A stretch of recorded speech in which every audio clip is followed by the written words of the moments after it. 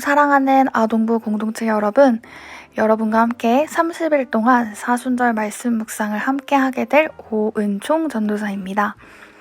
사순절을 맞이해서 우리가 하나님의 말씀 앞에 서는 시간이 되길 바랍니다. 이 사순절의 기간에 우리의 행동과 말과 삶 전체가 말씀으로 새롭게 되어지고 우리의 온몸 구석구석 말씀의 DNA로 채워지는 시간 되길 소망합니다. 그렇다면 이제 우리가 묵상할 레위기를 소개하도록 하겠습니다. 창세기 출애굽기 레위기, 이 노래 다들 알고 있나요? 이 레위기는 구약 성경의 세 번째 책이에요. 우리가 보통 성경을 처음부터 끝까지 다 읽어야겠다 마음 먹고 난 후 읽기 시작할 때 수많은 사람들이요, 이 레위기에서 좌절하고 말아요. 성경 전체 읽기의 무덤 같은 존재로 여겨집니다. 이 레위기의 내용이 어렵고 지루하다고 느끼기 때문입니다. 하지만 레위기는 사실 따분하고 지루한 책이 아닙니다. 이게 진짜인지 확인해 보기 위해 간단하게 오늘 우리가 레위기는 어떤 책인지 함께 살펴보도록 하겠습니다. 출애굽기 마지막 부분에 이 제사장의 위임식에 대한 지시사항들이 나오고 성막에 여호와의 구름이 임하는 장면으로 끝나는데, 이 레위기에서는 성막에서 하나님을 만나고 또 그 역할을 감당하는 제사장을 세우는 장면과 그리고 이와 관련된 아주 실제적인 안내 사항들을 다루고 있습니다. 이 레위기의 가장 주된 관심은 거룩함입니다. 레위기의 가장 핵심 구절인 레위기 19장 2절 말씀에는 하나님이 거룩하신 분이기 때문에 함께하는 백성 또한 거룩하라고 말씀하십니다. 거룩함은 하나님이 가지신 모습 중에 가장 대표적인 모습입니다. 이 거룩하다는 것은 구별된다는 의미를 가지고 있습니다. 이스라엘 백성들이 광야에서 생활할 때 하나님을 믿지 않는 이방인들, 특히 이 가나안 사람들과 애굽 사람들의 종교와 문화 그리고 삶은 죄가 넘쳐났습니다. 근친상간과 사람을 제물로 드리는 인신제사, 우상신을 섬기고 점치는 것, 그리고 동성애와 같은 죄들이 그들의 삶 속에 넘쳐 흘러났습니다. 하나님은 이런 죄들을 가장 싫어하시고 미워하시는 분이십니다. 그리하여 하나님은 레위기를 통해 하나님의 말씀을 지키고 살아가면서 그들과는 구별된 삶을 살기를 원하셨습니다. 바로 거룩함이죠. 거룩함은 어떤 분위기나 개념이 아니라 진짜 삶에서 하나님의 말씀을 따르고 지키면서 사는 것을 레위기에서는 소개하고 있습니다. 즉, 거룩한 삶이란 매 순간 하나님을 생각하고 하나님이 모든 선택과 행동의 기준이 되는 일상을 뜻합니다. 레위기는 먼저 죄를 지은 사람이 어떻게 죄를 씻어내고 하나님과 가까워지는지 자세한 방법을 소개하고, 그리고 죄를 용서받은 하나님의 백성이 이 주어진 일상에서 어떻게 살아가야 하는지 구체적인 모습을 소개합니다. 이런 점에서 레위기를 초대의 책이라고 볼 수 있습니다. 레위기의 전반부는 죄인의 자리에서 의인의 자리로 초대하는 하나님의 말씀이고, 이 후반부는 삶의 모든 영역에서 하나님과 함께하는 일상으로의 초대 편지인 것입니다.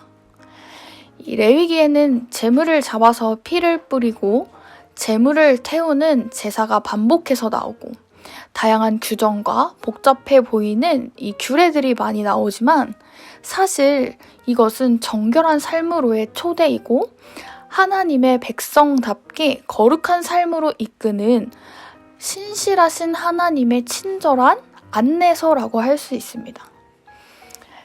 레위기 11장 15장에서는요, 정결 규례를 통해 거룩하고 속된 것, 그러니까 거룩하고 거룩하지 않은 것을 구별하고 먹어도 되는 것과 먹으면 안 되는 것을 구별하는 것으로 시작합니다.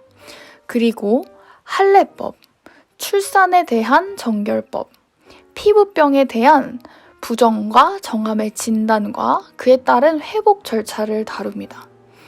여기서 기억해야 할 것은 하나님의 백성은 일상의 작은 부분까지도 구별된 삶을 살아야 한다는 것입니다. 그리고 정함과 부정함을 나눌 때 죄를 지으면 부정하지만 모든 종류의 부정함이 죄에서 비롯된 것이 아님을 구분해야 합니다. 레위기 규정에 의해 일정 기간 격리해야 하는 경우 그를 더러운 자로 여길 것이 아니라 이러한 격리 조치는 해당자가 충분한 회복을 하고 예배자로 온전한 모습을 갖추는 구별된 시간으로 봐야 한다는 것입니다. 이것을 통해서 하나님은 자기 백성의 아주 삶의 작은 부분까지도 어떻게 하면 더욱더 하나님의 말씀을 지키고 거룩하게 살 수 있는지 친절하게 안내해 주신 것을 우리가 생각해 볼 수 있습니다. 레위기 18장, 27장으로 넘어가면 더 넓은 영역에서의 거룩을 다룹니다. 레위기 26장은 거룩한 말씀에 순종하면 축복이 임하지만 불순종하면 저주로 끝날 것이라고 알려주고 있습니다. 여기서 나오는 복과 저주는 말씀에 반응하는 내 모습이나 행동에 대한 보상과 벌에 대한 개념이 아니라 언약 관계, 즉 우리와 하나님이 약속한 관계 안에서의 누림과 회복의 기회로 봐야 합니다.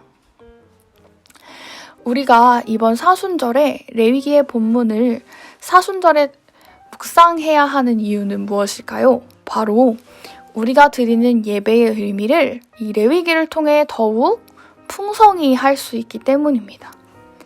우리가 하나님을 예배할 때 번제처럼 내 모든 것을 온전히 드리고 있는지, 그리고 소제처럼 감사와 섬김이 있는지, 속죄제와 속건제처럼 죄를 고백하는 것과 그것에 대한 책임감이 있는 예배를 드리는지에 대해서 우리는 더 생각해보며 사순절을 보내기 원합니다. 그리하여 자신 스스로를 번제물로 속죄 제물로 내주신 예수님을 더 깊이 묵상해 봅시다.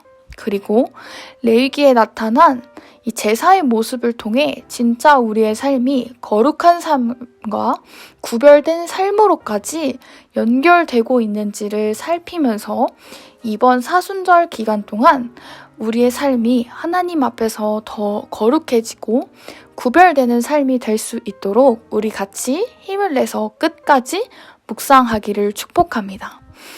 그럼 이제 오늘 짧게 이 레위기에 대해서 먼저 소개하고 레위기의 전체적인 내용을 함께 살펴봤습니다. 우리 사랑하는 아동부 공동체 모든 여러분, 우리가 이 레위기를 통하여서 하나님 앞에서 더 거룩함을 지키고 또 하나님을 더욱더 사랑하고 또 이 예수님을 생각하는 그런 사순절 30일이 될 수 있도록 우리 모두 끝까지 화이팅! 하기로 하는 것입니다. 아멘?